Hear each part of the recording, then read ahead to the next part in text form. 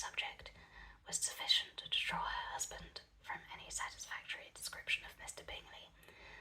They attacked him in various ways, with barefaced questions, ingenious suppositions, and distant surmises, but he eluded the skill of them all, and they were at last obliquely obliged to accept the second-hand intelligence of their neighbour, Lady Lucas. Her report was highly favourable. Sir William had been delighted with him. He was quite young, wonderfully handsome, extremely agreeable, and, to crown the whole, he meant to be at the next assembly with a large party. Nothing could be more delightful. To be fond of dancing was a certain step towards falling in love, and very lively hopes of Mr. Bingley's heart were entertained.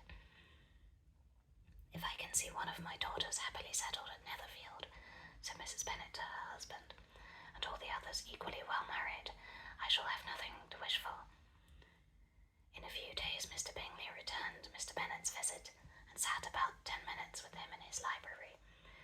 He had entertained hopes of being admitted to a sight of the young ladies, for whose beauty he had heard much, but he saw only the father.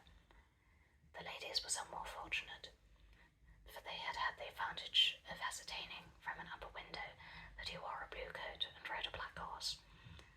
An invitation to dinner was soon afterwards dispatched, and already had Mrs. Bennet planned the courses that would do credit to her housekeeping, when an answer arrived which deferred it all. Mr. Bingley was obliged to be in town the following day, and consequently unable to accept the honour of their invitation, etc. Mrs. Bennet was quite disconcerted. She could not imagine what business he could have in town so soon after his arrival in Hertfordshire, and she began to fear that he might always be flying about from one place to another, and never settled at Netherfield as he ought to be. Lady Lucas quieted her fears a little by starting the idea of his being gone to London, only to get a large party for the ball, and a report soon followed that Mr. Bingley was to bring 12 ladies and 7 gentlemen with him to the assembly. The girls grieved over such a number of ladies, but were comforted the day before the ball by hearing that, instead of 12, he had brought only 6 with him from London, his 5 sisters and a cousin. And when the party entered the assembly room, it consisted of 5 only altogether: Mr. Bingley, his 2 sisters, and the husband of the eldest, and another young man. Mr. Bingley was good-looking and gentlemanlike. He had a pleasant countenance and easy, unaffected manners. His sisters were fine women, with an air of decided fashion. His brother-in-law, Mr. Hurst, merely looked the gentleman, but his friend Mr. Darcy soon drew the attention of the room by his fine tall person, handsome features, noble mien, and the report, which was in general circulation within 5 minutes after his entrance, of having 10,000 a year. The gentleman pronounced him to be a fine figure of a man. The ladies declared he was much handsomer than Mr. Bingley, and he was looked at with great admiration for about half the evening, till his manners gave a disgust which turned the tide of his popularity, for he was discovered to be proud, and to be above his company, and above being pleased, and not all his large estate in Derbyshire could save him from having a most forbidding, disagreeable countenance, and being unworthy to be compared with his friend. Mr. Bingley had soon made himself acquainted with all the principal people in the room. He was lively and unreserved, danced every dance, was angry that the ball closed so early, and talked of giving one himself at Netherfield. Such amiable qualities must speak for themselves. What a contrast between him and his friend! Mr. Darcy danced only with Mrs. Hurst, and once with Miss Bingley, declined being introduced to any other lady, and spent the rest of the evening walking about the room, speaking occasionally to one of his own party. His character was decided. He was the proudest, most disagreeable man in the world, and everybody hoped he would never come there again.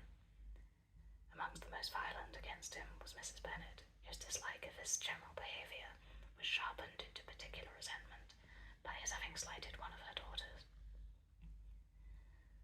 Elizabeth Bennet had been obliged by the scarcity of gentlemen to sit down for 2 dances, and during part of that time Mr. Darcy had been standing near enough for her to overhear a conversation between him and Mr. Bingley, who came from the dance for a few minutes to press his friend to join it.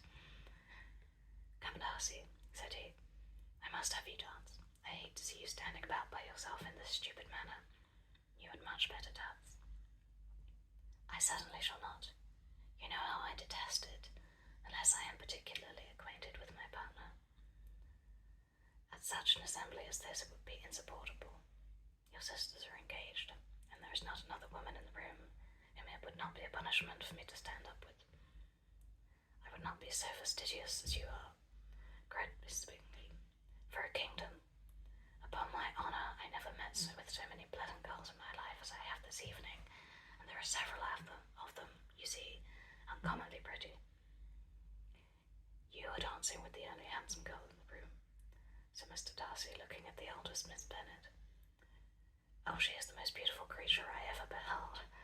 But there is one of her sisters sitting down just behind you, who is very pretty, and I dare say she is very agreeable. Do let me ask my partner to introduce you." "What do you mean?"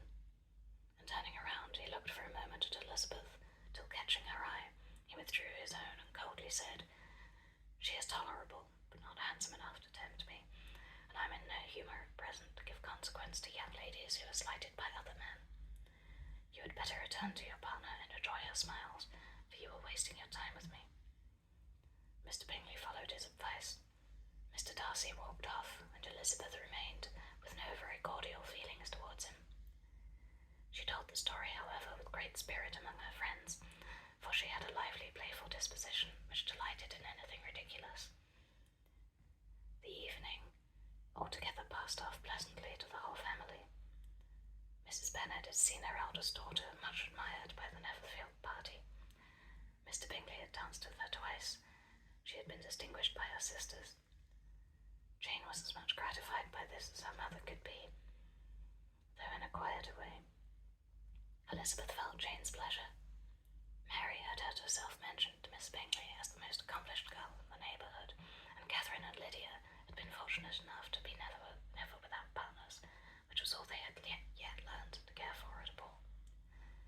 They returned, therefore, in good spirits to Longbourn, the village where they lived, and of which they were the principal inhabitants.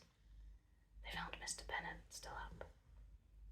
With a book he was regardless of time, and on the present occasion he had a good deal of curiosity as to the event of an evening which had raised such splendid expectations.